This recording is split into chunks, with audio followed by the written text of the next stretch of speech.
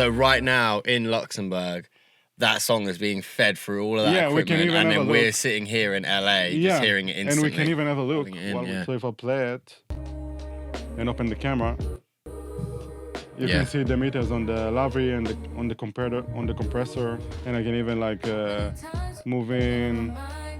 Oh wow. Like, yeah, if you look at the unfertile, for example, you know, I can zoom and see Oh, how much it's compressing. You actually did master for Tizio on the way here, right? Yeah. On the plane. Yeah, so I was on the way here, and I get a text from Tizio.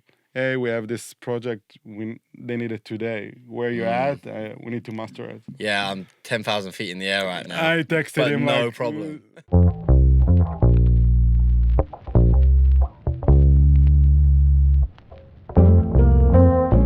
Ohad was talking to us a bit in the podcast about how he uses Audiomovers in his system, and I mean the story's kind of crazy how you can like totally remotely control your mastering studio. Indeed. Yeah, and I'm looking at it right now. As you can see on the screen, we've got a live feed of the equipment, and you've got your software. What mastering software are you using here again? So I'm mastering with Wavelab. Okay, amazing. And my camera is an Insta360 because it's super flexible and it sends video like high quality. Yes, yeah. So it's easy for me to kind of look at the gear while I'm remotely connected to the studio in Luxembourg. Mm-hmm. And how's it streaming? The video streaming? It's a program called Parsec. Okay. It's generally for gamers, but I actually just got on it. I was on remote PC before. But then Tizio put me up on Parsec. He said, "Oh, you have to try it." Oh, okay. And it's super smooth. Right, So, yeah. and that's how you're controlling your DAW as well. Exactly. Right. Yeah. Amazing. Break us down exactly how the system works, and when you started using it and stuff, and how mostly you're using Audiomovers to be able to like get the stream running. Yeah. So I started to travel a lot, so I didn't want to lose like big projects and stuff. So I figured out, okay, I really like the sound of my gear and the way I build my desk and the gear choices. So I thought I can find like a sweet spot on the gear that would kind of work on like 90% of the things. Yeah. And so that I only needed like access to run things through the gear. Right.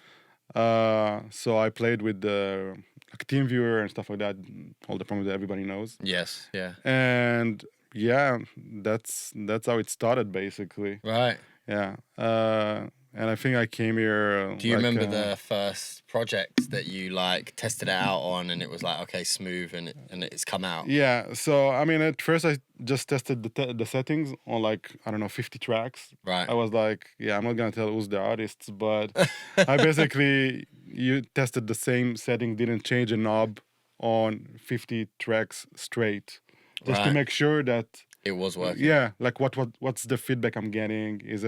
Do I have feedback or everything? And somehow like most of it was approved on like first version. Amazing. So yeah, I was like, okay, I think I got something here. Yeah.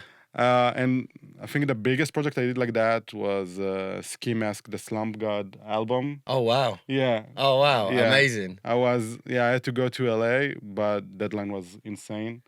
So I was like, okay, I'm not gonna tell anyone. Let's see how this like rolls out. And all of the masters were approved on the first go. Amazing. I think it was like a 18 tracks album. Yeah, great. And it was all done using this system. Yeah. Was you using because you do still make tweaks.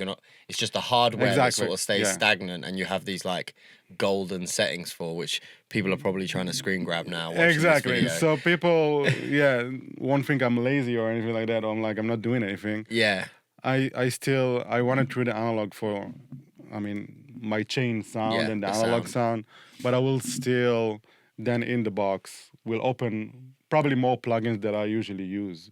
Yeah, to make the adjustments that you can't make because you're not physically there. Exactly. Right. Amazing. Yeah.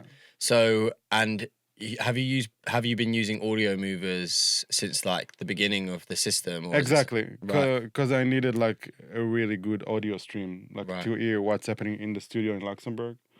And I know Audiomovers listened to since pretty much the beginning, because I used it with clients and stuff like that. And I was like, okay, that's pretty much the obvious.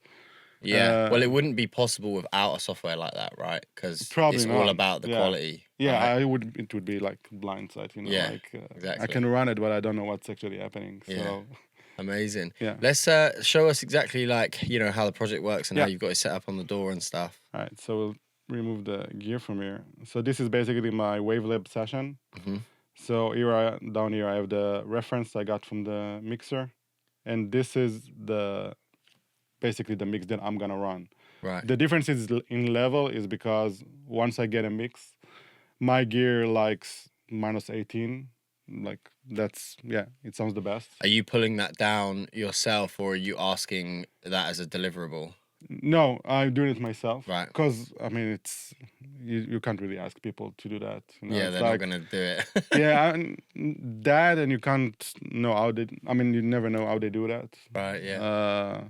So I kind of prefer doing it myself. Also, in Wavelab, there's a cool function that calls it's called normalize, but not like the bad normalize that kind of makes like sausage. Big chunk. Yeah, you can set the normalize to only like set the level to the loudest part of the song, basically. Right. So if I don't want to go over -18. It will keep the dynamics of everything, but it won't it more than stops it -18. at -18, but Exactly. it just pulls everything else down Exactly. in an equal way. Yeah, Right. exactly. So because my gear likes to be like at -18. Yeah, the golden settings need to Exactly. be fed at 18. Exactly. So that's why the file is so low. And then this is basically gonna be the print channel. So whatever I run through the analog gear will come to here. So if we'll play it, for example.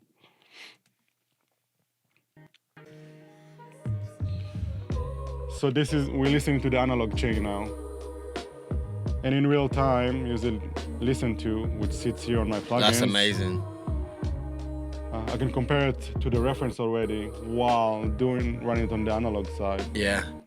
Instantly just flicking between the two. That's exactly. so cool.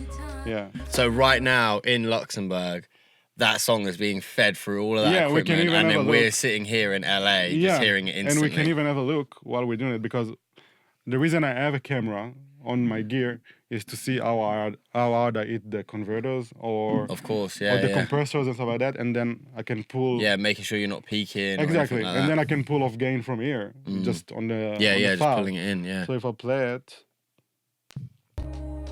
and open the camera, you can see the meters on the lavry and on the compressor. Yeah. In real time. Amazing. And I can even like move in. Oh wow. That's what's good about this camera. You know, if I need to look at the unfertile, for example, you know, I can zoom and see how much it's compressing. Send me the Amazon link. I'm buying it. This is what I'm gonna do. Yeah. This is such a crazy setup. So yeah. And we were speaking earlier, and you actually did master for Tizio on the way here, right? On the plane. Yeah, so I was on the way here on the longer section of my flights, and I get a text from Tizio. Hey, we have this project. They need it today. Where you at? We need to master it. Yeah, I'm 10,000 feet in the air right now. I texted him no like, problem. Dude, I'm like on a plane. And then I was like, my wheels were already starting to run. You're like, I mean, I can master remotely, and there's internet on the plane, so I might as well try it. You know, I was like, you know what? Hold on. So I logged it into the Wi-Fi on the plane. And I was like checking the stream if it's strong enough, and stable. And I can move my mouse in the studio at home. And I was like, you know what, it's good. Send me the file. I ran it through the analog gear, just with my AirPods and stuff. Wow. And usually me and Tizio, we have a good relationship, so he usually like count on me, like in terms of mastering, like he doesn't need to check it and stuff like that. But I told him, like, listen, I'm on AirPods. I have no idea what I'm listening to. Yeah, so please do check this. Yeah, just check it. So I ran it through the analog, did some tweaks in the box, sent it over. He checked it. He came back like with like 2 small feedbacks or something like that. I ran it again through the analog. And even more than that, I figured the analog gear didn't work so well on the specific mix. Okay. and I wanted to remove one of the pieces of the gear. Right. So I texted my wife. She came in, She turned it came off. in. I saw her on the camera. I was like, "You see that piece of gear that's called like I think it was like a NIF Sora or whatever." I thought, you see the button that says hard bypass? Can you just pull it down? I don't need it. That's amazing. And I want to push more into the library. Can you just push the gain 2 dB more? And she did it, and then I ran the master again and sent it to Tizio. He sent it to the artist producer.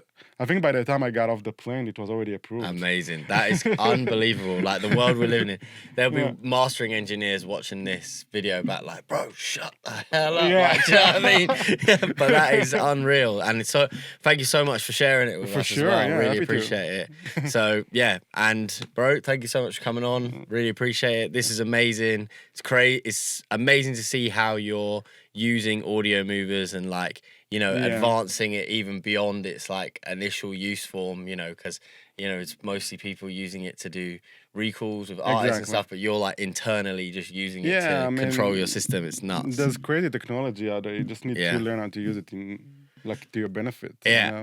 you know? it's unreal. And thank you so much for giving us a peek into your system and how you use it. Happy to. Appreciate it, bro. Thank you so much for having me. Amazing. Cool. Thank you so much for watching and listening and however you've been consuming this bit of content. If you weren't watching, I don't know what you've been doing because, you needed to see this. But make sure you like, subscribe, and follow and do all that good stuff. This is Unsung, the Audiomovers podcast. I'm your host, mixed by Jocelyn.